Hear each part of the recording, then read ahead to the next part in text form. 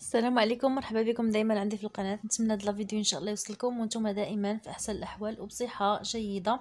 اليوم ان شاء الله غادي نحضروا واحد الحريشات اللي كيجيو ساهلين وكيجيو هشاش ايضا، بالجبن والزيتون والزعتر اللي كيجيو ممتازين في المذاق. نخليكم تكتشفوا مكونات وطريقه التحضير ان شاء الله. فرجه ممتعه.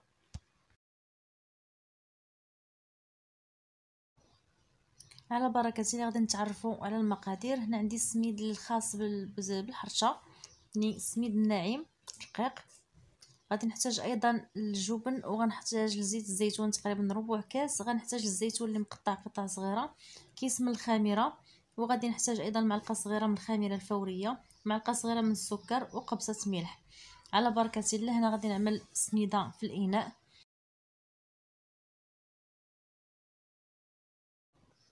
تقريبا عندي 4 ديال الكيسان، قياس كاس ديال العنبه يعني من السميد. غادي نزيد زيت الزيتون تقريبا ربع كاس، وكيس من الخميره، وغادي نخلط مزيان يعني تشرب لي ديك السميده الزيت مزيان.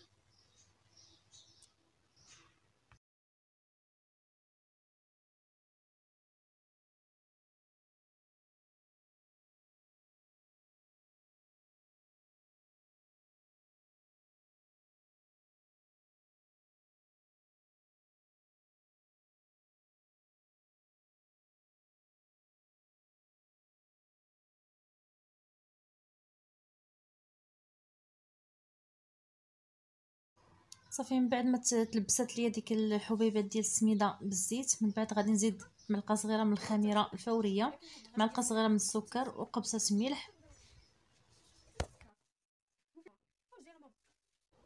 صافي غادي نعجن العجين ديالي عادي بالماء يكون دافي. نحاولوا العجينه تكون شويه خفيفه، لان من بعد داك السميد كيتشرب لنا ديك الماء وغتجينا الحرشه قاصحه. يعني من الاحسن نزيدوا فيها الماء مزيان، يعني تكون خفيفه. غادي نغطيوها ونخليوها جانبا يعني باش نحضروا الحشو.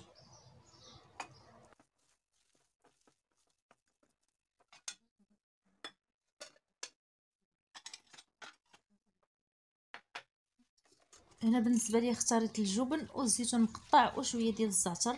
ممكن تخلطوهم نتوما يعني بثلاثه، يعني تخلطوا الجبن مع زيت الزيت مع الزيتون عفوا ومع الزعتر، وتعمروا بهم الحريشات ديالكم. انا غادي ندير كل حاجه بوحدها. هنا بالنسبه للجبن راه منزلي، غادي نعطيكم الطريقه ديالو. عندي نص لتر ديال اللبن مع لتر ديال الحليب. كنغلي الحليب حتى كيغلى وكنكب عليه داك اللبن، كنغطيه وكنخليه حتى يبرد تماما، ومن بعد راه كنوضعوه في واحد المصفات والجبن ديالنا كيكون جاهز. بالنسبه ليا باش نشكل هاد الحريشات، هنا اختاريت الغلاقه ديال نوتيلا. يعني الا كان ما متواجدش عندكم الاطار، هاد الغلاقه راه كافيه، يعني كتقضي لنا الغرض.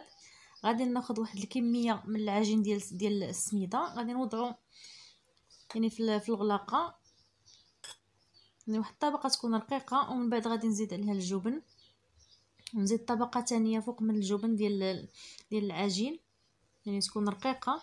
غادي نحاول نبسطها مزيان تتشكل ليا دائره، وغادي ندير شويه ديال السميد من الفوق وغادي نحيدها بكل سهوله. غادي نستمر بنفس الطريقه، يعني مره غادي نعمر بالزيتون ومره غادي نعمر بالجبن.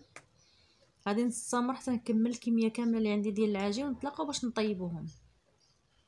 صراحه كيجيو ممتازين للكوتي، وكيجيو هشاش ايضا وخفاف وصحيين. كيف ممكن تدخلهم للفرن، يعني حتى في الفران كيجيو غزالين وكيجيو محمرين ايضا. نتمنى الطريقه ان شاء الله تكون عجبتكم، ونتمنى الفيديو يعجبكم. وإلا عجبكم ما تنساوش ديروا لايك وتشتركوا في القناه وتدعموا القناه ديالي ان شاء الله. غادي نستمر تنكمل الكميه كامله اللي عندي، ونتلاقاو باش نطيبوهم.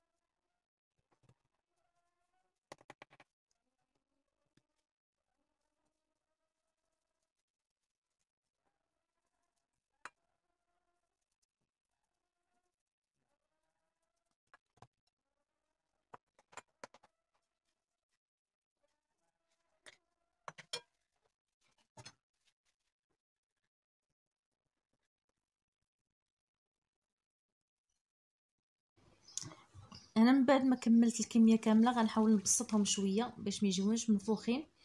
والا كانت كيعجبكم نتوما يجيو منفوخين ماشي مشكل، انا بسطتهم شويه. سخنت المقله الخاصه بالحرشه، مقله ثقيله، وغادي نحاول نحمرهم يعني من الجوانب.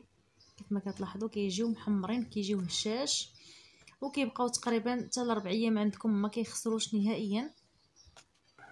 نتمنى هاد الفكره تكون عجبتكم. غادي نستمر تنحمر الخبيزات ديالي كاملين، نتلاقاو باش تشوفوا الشكل النهائي.